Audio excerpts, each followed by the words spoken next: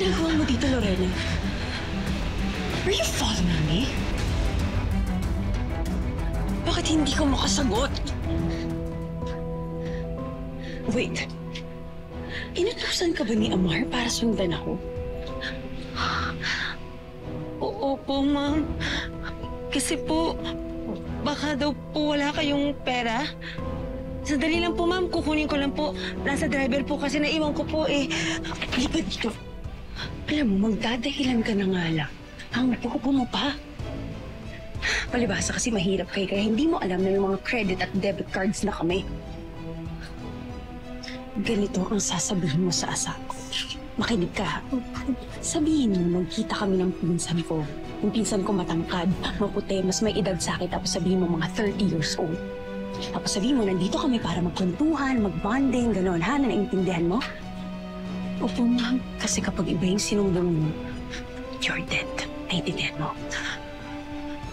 Opo. Sige na, lumayas ka na. Baka masampal pa ka na. Lumayas ka na. Opo, ma'am.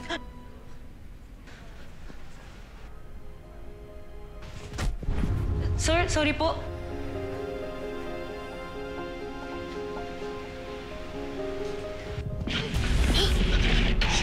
Kriminal ka?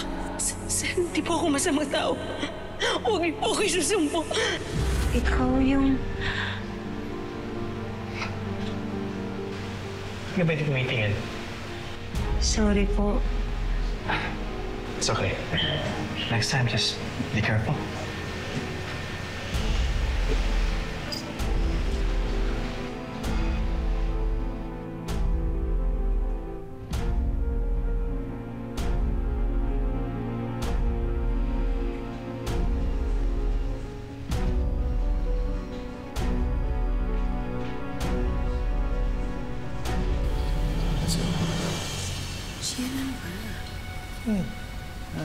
Ano ba? Stop. Ha? Wala naman tao dito eh. You're not here. Huh? Not here. Sienna.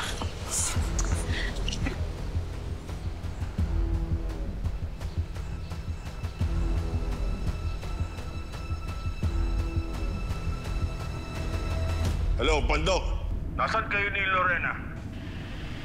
Sir.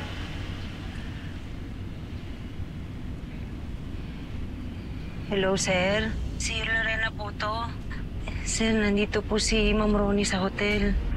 Tama po yung kutob ninyo. May kasama ho siyang lalaki. Saan hotel yan? Pupunta agad ako dyan!